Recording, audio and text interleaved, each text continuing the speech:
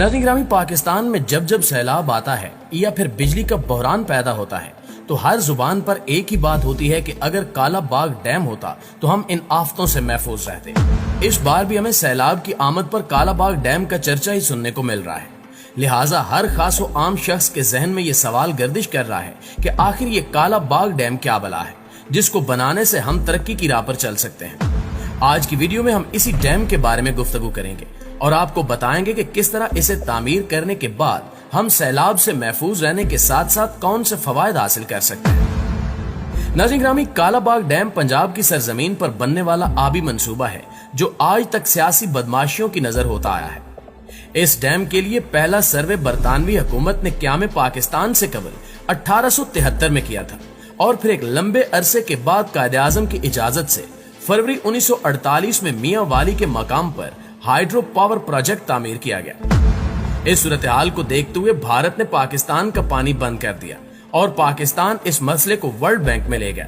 जिसके बाद भारत और पाकिस्तान के दरमियान पानी की तकसीम का मुआहदा तय पाया। अयूब खान ने पानी की अहमियत को समझते हुए काला बाग डैम की तामीर को जरूरी समझा, मगर अयूब दौर में दीगर आबी मंसूबों की तामीर जोरों शोर से जारी थी, इसलिए काला बाग डैम सिर्फ कागजों तक महदूद रहा और काला बाग की बारी आने से पहले अयूब खान की हुकूमत खत्म हो गई। इसके बाद जुल्फिकार अली भुट्टो के जमहूरी दौर में पहली बार इस डैम को पाकिस्तान के लिए मुज़र करार दिया गया और इससे जान छुड़ाने की पहली कोशिश की गई।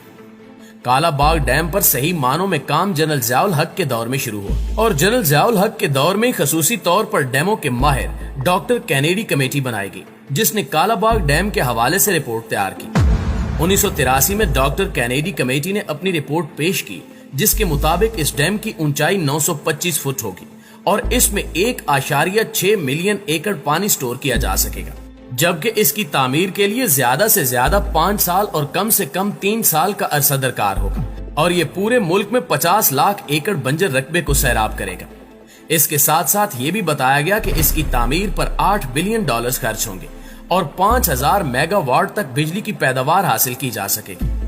जनरल ज़ियाउल हक के हुक्म पर काला बाग की तामीर के लिए दफातर तामीर किए गए, रोड बनाए गए और मशीनरी मंगवाई गई, लेकिन उस वक्त ANP ने एतराज किया कि काला बाग डैम के मौजूदा डिजाइन से नौशहरा शहर डूब जाएगा। लिहाजा इस उज़र को दूर करने के लिए डिजाइन में तब्दीली लाई गई और डैम की ऊंचाई कम कर दी गई। सिंध में मौजूद उस वक्त की सिविल सोसाइटी ने भी एतराज उठाया कि पंजाब सिंध का पानी गसब कर लेगा, लिहाजा ये मंसूबा सिंध की आवाम को मंजूर नहीं। तब जनरल ज़ियाउल हक ने चारों सूबों को पानी की तकसीम के एक फार्मूले पर राजी किया, जिसके मुताबिक पंजाब 37%, सिंध 33%, सरहद 14% और बलोचिस्तान 12% दरियाई पानी लेने पर राजी हो गए और इसके साथ ही जनरल ज़िया वफात पा गए। नाज़रीन ग्रामी, जनरल ज़ियाउल हक के दौर में पाकिस्तान में सबसे ज्यादा छोटे डैम बनाए गए हैं, लेकिन ज़िया के बाद ये मंसूबा दोबारा खटाई में पड़ गया और पाकिस्तान पर दोबारा जमहूरियत मुसल्लत हुई और दोनों जमहूरी हुकूमतों ने दोबारा इस मंसूबे को पाकिस्तान के लिए नुकसानदेह करार देना शुरू कर दिया। इसके बाद जनरल परवेज मुशर्रफ ने काला बाग समेत मुल्क भर में 6 बड़े आबी मंसूबों पर काम करने का ऐलान किया और कहा कि डैम नहीं बनाएंगे तो मर जाएंगे। इन मंसूबों में नीलम, जेहलम, काला बाग, भाषा, मंडा, अखोड़ी और करमतुंगी डैम शामिल हैं। 2005 में मुशर्रफ ने ये ऐलानात किए और 2007 में वकला तहरीक की वजह से अपनी वर्दी से हाथ धोना पड़े। 2008 में उन्होंने इस्तीफा दे दिया, तहम इन 2 सालों में नए सिरे से इन तमाम डैमों की फीजिबिलिटी रिपोर्ट बना ली गई। नाज़रीन ग्रामी, आपको बताते चलें कि अगर काला बाग डैम तामीर कर लिया जाए तो इससे न सिर्फ पूरे मुल्क को बिजली मुयस्सर होगी, बल्कि ये हमें हर साल आने वाले सैलाब से भी निजात दिला सकता है। काला बाग डैम से अगर नहर सुएज की तरह एक बड़ी नहर निकालकर कराची और गवादर में समंदर के साथ मिला दी जाए तो इससे छोटे बड़े जहाजों से इलाकाई माल और पैदावार की सस्ते दामों नकल मकानी भी मुमकिन बनाई जा सकती है, क्योंकि जहां जहां से ये नहर गुजरेगी वहां निजाम आबपाशी से मकामी सतह पर ज़राअत को भी फरोग दिया जा सकता है। जगह जगह पर मछली फार्म वगैरह बनाकर न सिर्फ आमदनी हासिल की जा सकती है, बल्कि मकामी लोगों को रोजगार के मौके भी मुयस्सर आ सकते हैं।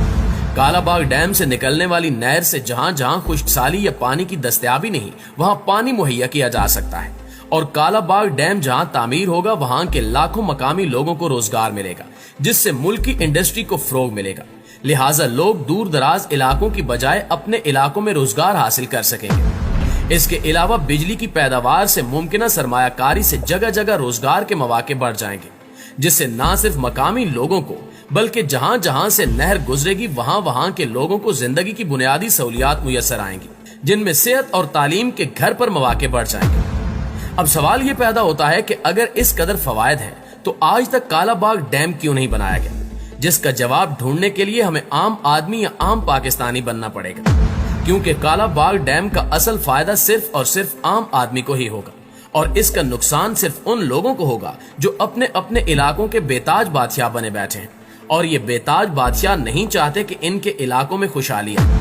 یہ بےتاج بادشاہ جانتے ہیں کہ اگر ان کے علاقوں میں خوشحالی آ گئی تو وہ لوگ جو صدیوں سے ان کے غلام بنے آ رہے ہیں ان کے ہاتھ سے نکل جائیں گے،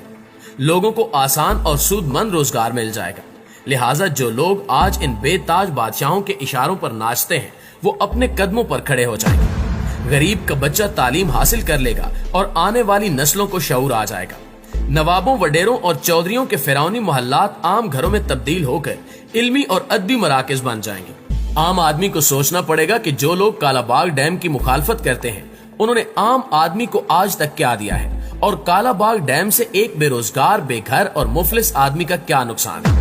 نقصان تو ان بےتاج بادشاہوں کا ہے جن کی بادشاہت خطرے میں ہے، اور جو آج نہیں تو کل ضرور ختم ہو جائے گی۔ جب موسمی اور ماحولیاتی تبدیلی سے خشک سالی ہوگی یا پھر سیلاب آئے گا تو یہ بےتاج بادشاہ اپنے تخت سمیت ساری دولت سمیٹ کر بیرون ملک چلے جائیں گے، لیکن غریب کہاں جائے گا، اس کا پرسان حال کون ہوگا؟ لہٰذا عام آدمی کو سوچنا ہوگا کہ جن علاقوں میں ان بے تاج بادشاہوں کی بادشاہت ہے وہاں غریب آدمی کو پینے کا پانی تک میسر نہیں،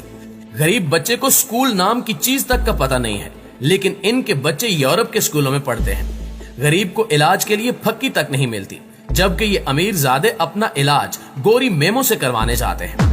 کالا باغ ڈیم سے عام آدمی کا کچھ بھی نہیں جائے گا، بلکہ عام آدمی تو اس سے بہت بڑی نعمت سے مستفید ہوگا۔ تو پھر عام آدمی ان بے تاج بادشاہوں کے فریب میں کیوں آئے؟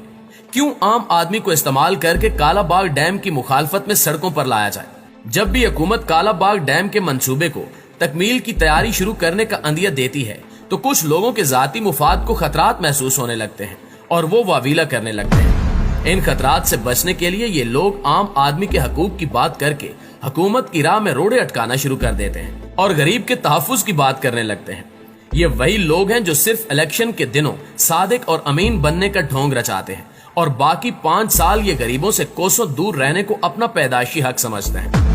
اس ساری صورتحال میں حکومت کا فرض بنتا ہے کہ وہ ملک گیر مہم چلا کر کالا باغ ڈیم کو پایہ تکمیل تک پہنچائے، اور جو لوگ کالا باغ ڈیم کی راہ میں اپنے مفاد کے تحفظات رکھتے ہیں انہیں دور کیا جائے، اور اگر وہ محض مخالفت برائے مخالفت یا بیرونی ایجنڈے پر اس کی مخالفت کرتے ہیں تو ان سے آئینی ہاتھوں سے نمٹا جائے، اور ملک دشمن عناصر اور ذاتی مفاد رکھنے والوں کو عوام کے سامنے بے نقاب کیا جائے۔